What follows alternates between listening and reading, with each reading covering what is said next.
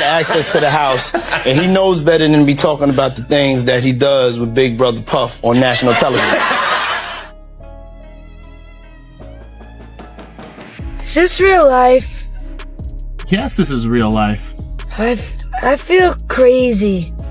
It was hard for me being that young and being in the industry and not knowing where to turn and everyone, telling me they love me. What's up, man? You good? I'm good. How are you? All right, young brother, everything's good? Everything's Selling great. out arenas and everything? Starting to act different, huh?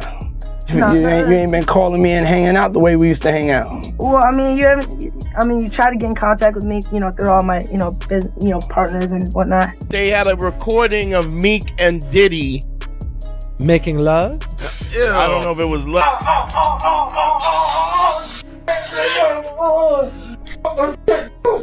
They want to make it. They want to make it so badly. You get these vulnerable people. Parents are letting you do this because they want to make it so badly. Yeah. And then you record them probably and say, if you do anything, we got this on. Go through anything I went through. I don't wish that upon anybody. For years, Justin Bieber kept his lips zipped while the world watched him go from a YouTube teen star to a global pop sensation. But behind the lights, very few people knew what was really going on. Now, with lawsuits piling up against Sean Diddy Combs and a parade of celebrities stepping up with shocking stories, it looks like Justin's finally ready to spill.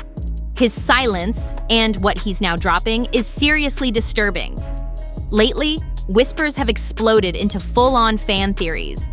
Old clips are popping back up, and suddenly, Justin's tangled past with Diddy is getting a hard, cold look. But this time, it's not about shady posts or weird interviews.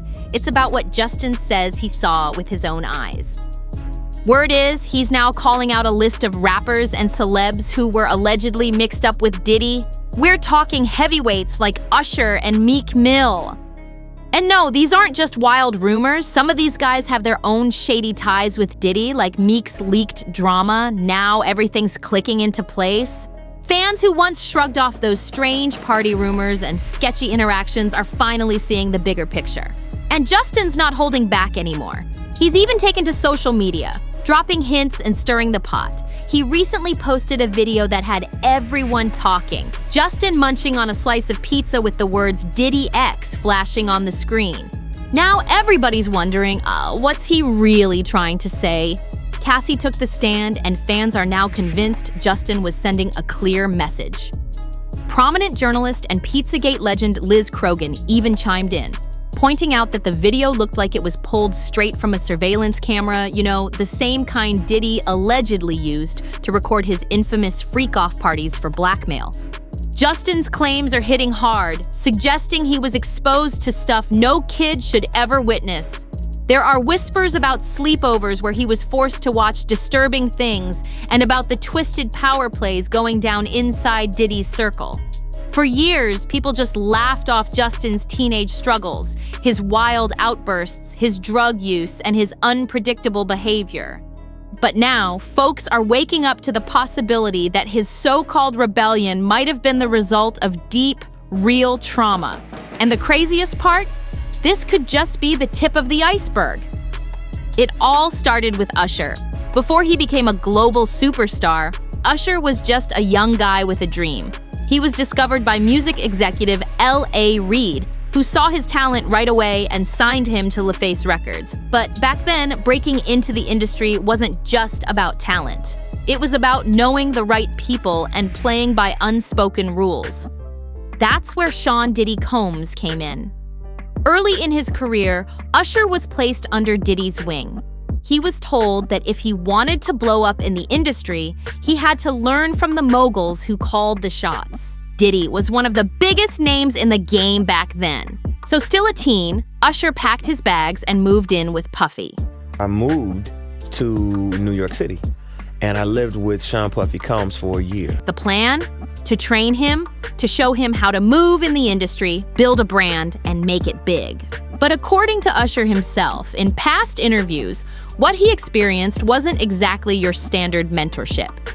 In the 90s, do you understand what that's like? Puffy's place was like just filled with chicks and orgying like nonstop, right? No, not really. I mean, but hey, it was curious. I got a chance to see some things. Yeah, but you were 13. What were you seeing? I went there to see the lifestyle. Right. And I saw it, and it was, but I don't know if I could indulge and understand what I was even looking at. It was pretty wild. So nobody tried to, some woman didn't come along. I didn't say that. Okay. I didn't say that. What I did say is that there were very curious things taking place, and I didn't necessarily understand it.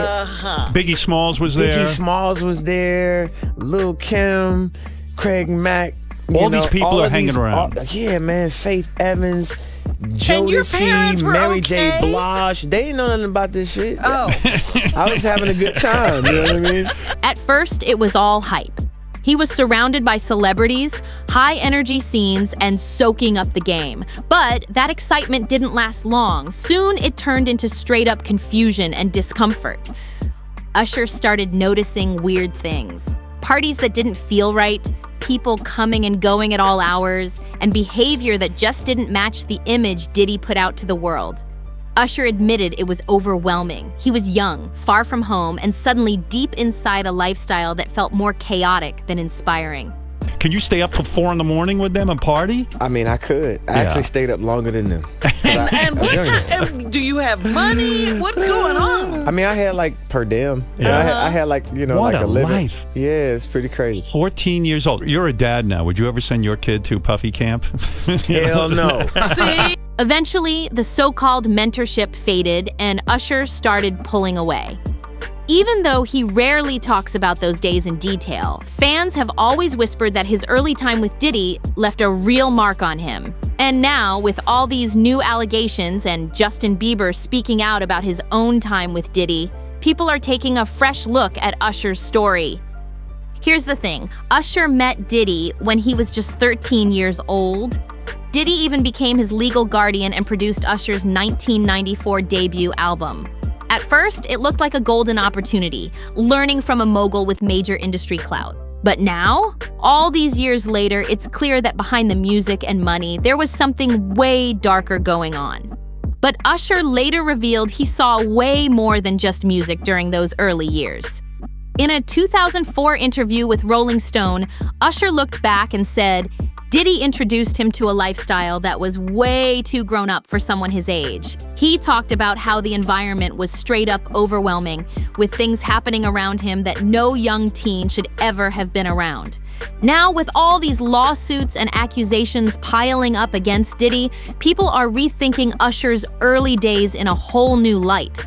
What once sounded like wild industry stories now feel straight up disturbing, especially since Usher was just a kid back then. During his 35th birthday bash in 2013, Usher opened up about those early years in the game and the heavy influence Sean Diddy Combs had on him as a teenager. That's my brother right here from day one. We used to wake up and, pause, but like, that's how. Back in the days when he was like 10 and I was a little bit older, his older brother, we used to fight over the Frosted Flakes. You know what I'm saying? Before pause was invented. You know what I'm saying? But it's my brother for real. We used to actually wrestle off of the Frosted Flakes because he used to always get up early. Now he's one of the richest stars in the world. And what the fuck did Puff just say? Nobody's gonna acknowledge this but me. According to reports from the Daily Mail, Diddy was there that night when Usher gave a raw speech about how he was introduced to the fast-paced world of fame. I was introduced to everything by Puff Daddy when I was only 15, Usher said, looking back on the crazy parties and the wild lifestyle that came with rolling with Diddy. Even though he admitted he got a taste of it all, Usher made it clear he never let those experiences take over his life. He even said he wouldn't take back the advice Diddy gave him over the years. But a few years later, in a 2016 interview on The Howard Stern Show, Usher got real about that same time. He brought up Diddy's infamous Puffy Flavor Camp, the nickname for those wild parties and trips during Diddy's so-called mentorship. Usher described them as spots where very curious things went down. And when Stern asked if he'd ever let his own kids go to something like that, Usher didn't even blink. Hell no. Looking back now, with the heat of all these Diddy allegations still burning, Usher's old comments hit way harder.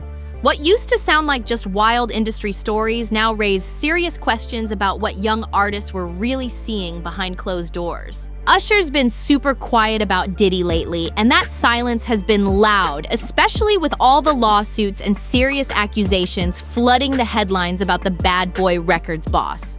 While other stars have either stepped back or quietly hinted at the mess, Usher stayed completely silent. Not one word. But in September 2024, fans caught something strange. Usher wiped everything from his ex, formerly Twitter profile. All the posts gone. No explanation, no goodbye message, just a blank timeline. When folks started asking questions, Usher claimed he'd been hacked. But for a lot of people, the timing was just too suspicious to buy that story. After all, this went down right around the time the FBI was reportedly digging into Diddy and his inner circle. So naturally, the rumors started flying.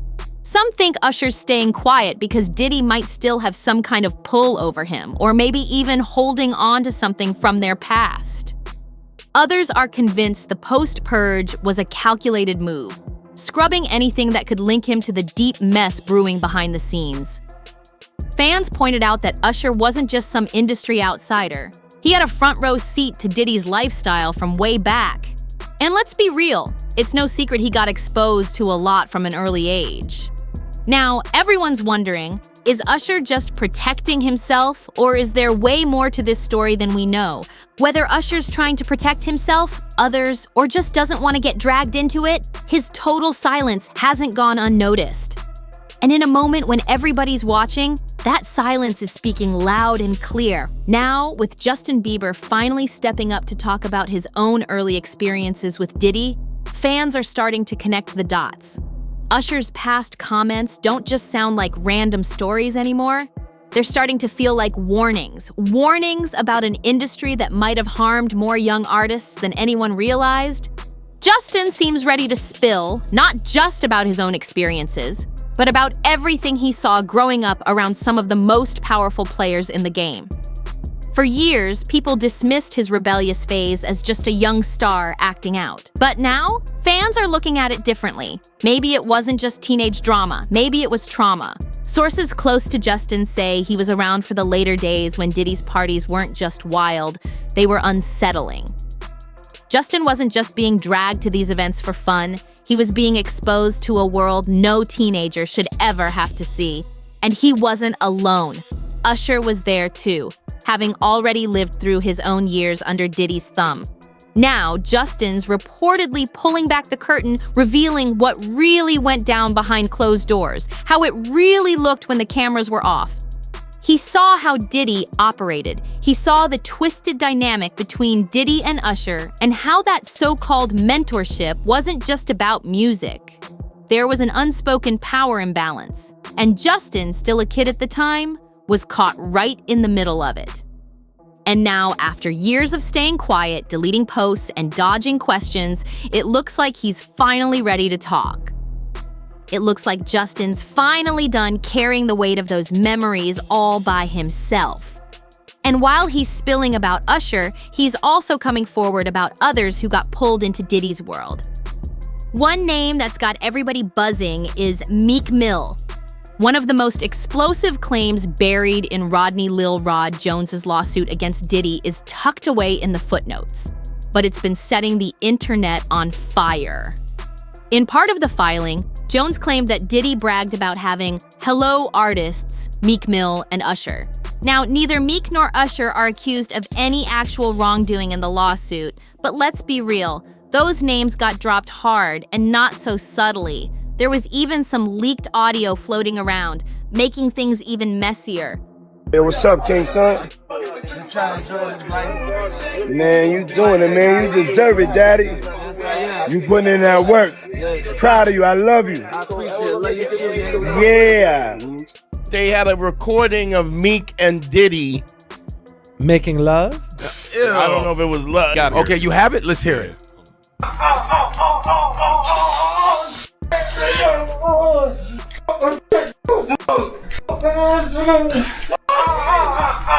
What? Yo, wait a minute. Wait, You didn't hear this? No. Now, Miran, what does that sound authentic? It absolutely. Oh my God. Yeah, just really give it a good listen. People want to make it. They want to make it so badly. You get these vulnerable people. Parents are letting you do this because they want to make it so badly. And then you record them probably and say, if you do anything, we got this on you. Meek didn't waste any time. He jumped on X, Twitter's new name, and fired off a whole marathon of posts, shutting down Jones's accusations. He said, "No man or Watt would ever approach me about gay activity and the whole place. Don't get flipped. Woke up seeing this on every blog like they know I'm coming. LOL. That's classic Meek. Always raw, unfiltered, and straight up on social media. But this time, his loud and proud denial kinda backfired. Instead of calming the storm, fans and followers started picking apart his every word. The more he pushed back, the more people started asking questions and cracking jokes. Still, Meek, who's been linked to Diddy in all kinds of wild stories over the years, made it crystal clear he wasn't involved in any romantic or sexual drama with Diddy. Sure, there's been buzz about the wild parties both of them attended, including that one infamous night, but Meek's been shutting those rumors down hard. Ah yeah, the 2014 Grammy party, the one Meek actually hosted.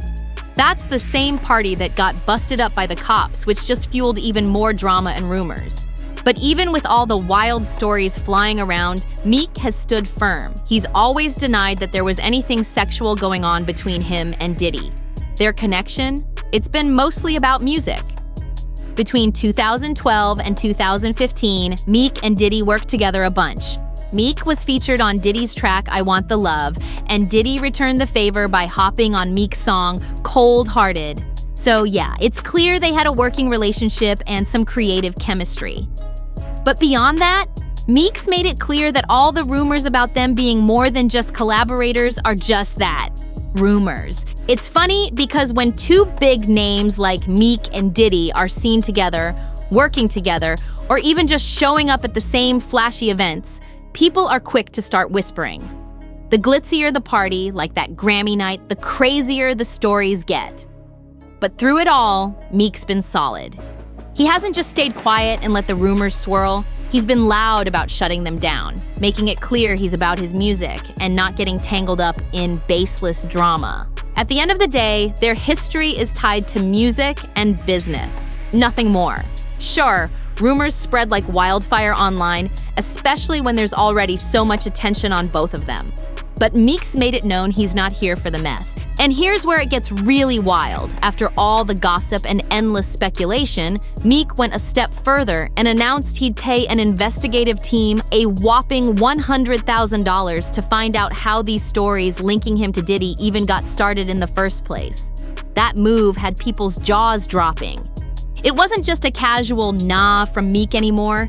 It was like he was straight up saying, somebody out here's trying to mess with my name on purpose. By offering that kind of money, he was basically hinting there's a conspiracy or at least some shady moves happening behind the scenes to smear him. What's wild is that Meek hasn't directly clapped back at Diddy's own allegations or comments about him. Instead, he's kept it vague but firm. Back in April, he jumped on social media and posted, "I don't believe no Diddy story," and added, "Once they lied about me," making it crystal clear he's skeptical of anything coming from that camp and feels like he's been targeted with lies before. It's like he's saying, I've seen this kind of mess before and I'm not falling for it again. A lot of people think Meek's quick to call all the rumors fake because he's not ready. Or maybe he just doesn't want to deal with the mess of admitting what might have actually gone down with Diddy. You know how it is. Admitting something like that, especially when it's tied to someone as big and powerful as Diddy, means opening yourself up to all kinds of judgment, headlines, and social media mess. Won't you party with me for your birthday, man? We partied for my birthday before. You came to my party. No, but me and you ain't never really party, you know what I'm saying? It's not just about the story itself. It's about the fallout. It's about how people might treat you after. The whispers, the memes, the personal pain that comes from sharing something that raw. Some fans and observers think Meek's pushing back so hard because it's easier to deny everything than to face the chaos that could come from spilling the real truth. Let's be real, vulnerability can be scary, especially when you're in the public eye where every single word gets picked apart and turned into clickbait. And Meek's always been known for keeping it tough and unfiltered online, which makes it hard to tell what's really going on beneath the surface. Plus, there's this idea floating around that if Meek did open up about what happened with Diddy, it could shake things up in a major way. His image, his industry ties, even his fan base, all that's on the line. It's a heavy load to carry, and sometimes people deal with it by just denying or downplaying the situation instead of facing it head on. That doesn't mean Meek's lying or playing games. It might just mean he's protecting himself the only way he knows how. And Justin's not the only one who's been in the mix. There are other stars he's reportedly seen hanging around Puff. Everyone knows Diddy's been famous for throwing some of the wildest, most over-the-top parties in the game, and Fabulous has definitely seen his share. Back in 2021, Fab even dropped a funny little story on his Instagram about one time he pulled an Irish exit from one of Diddy's parties. For those who don't know, an Irish exit is when you sneak out without saying goodbye, usually by pretending to hit the bathroom, then just vanishing. Classic move when you want to dodge the awkward goodbyes or just slip out quietly. Fab broke it down perfectly. You ever get peer pressured into going to the AEs? You really want to go home or back to the room, but you don't want to be the buzzkill at the turn-up. Basically, you're not trying to kill the vibe, but you're so ready to bounce. So, Fab told Diddy he was heading to the bathroom and just dipped out. And get this, it was 7 a.m. and Diddy was still going hard.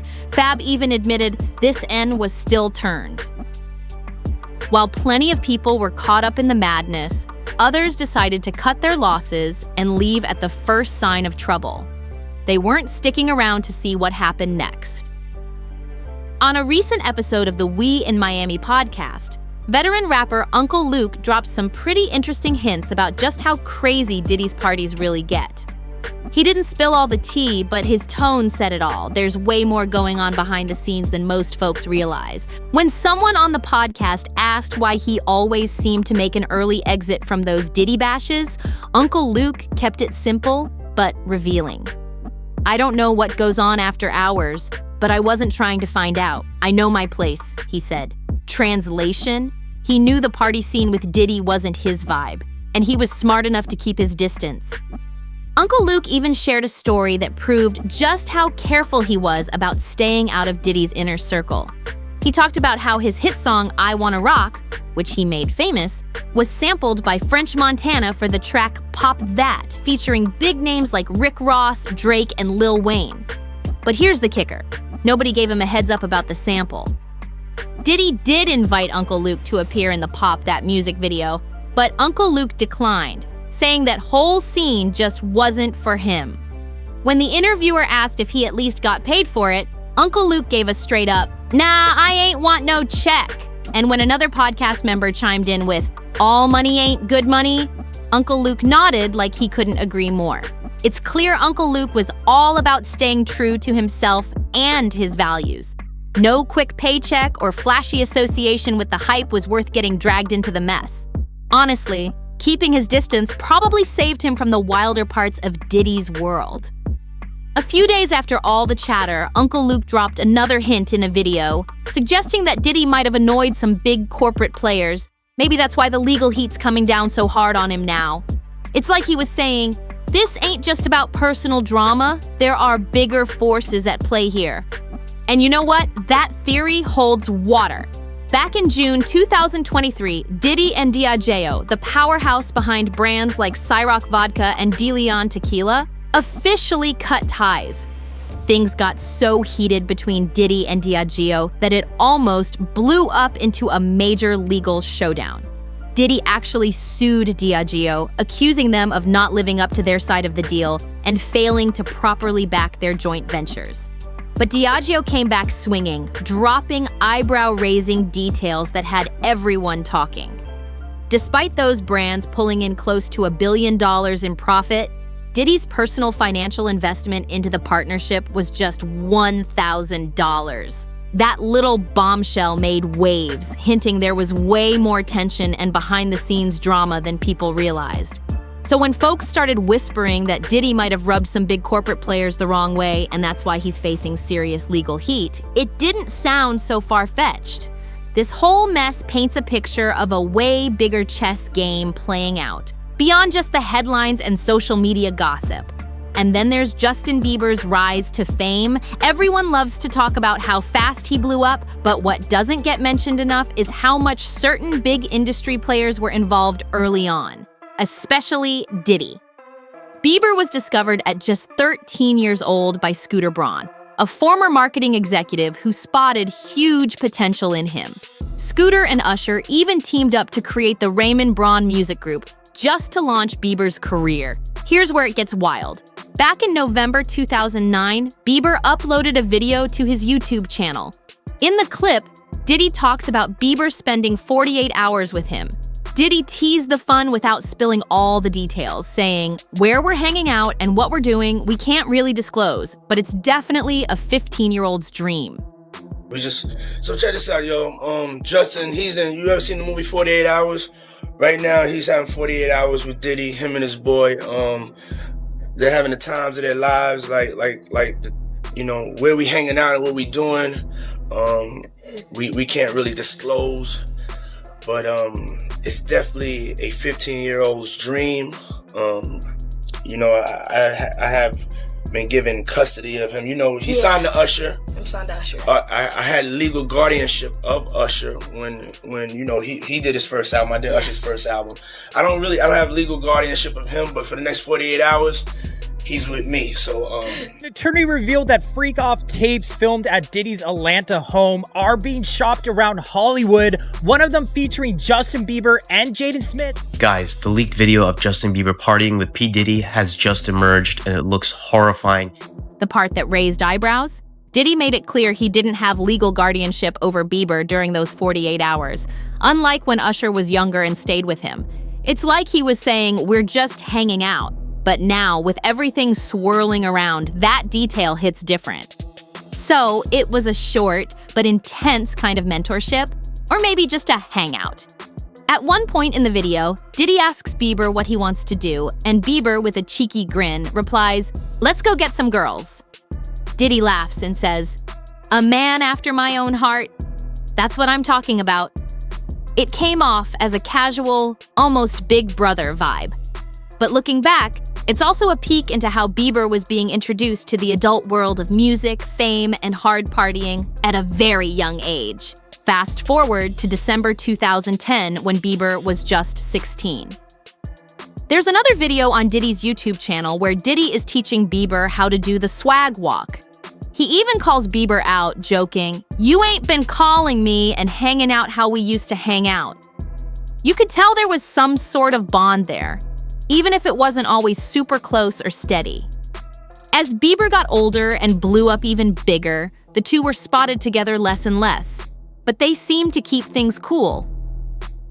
Around 2014, on an episode of Keeping Up with the Kardashians, Khloe Kardashian dropped a wild story about a party she went to where half the people were straight up naked.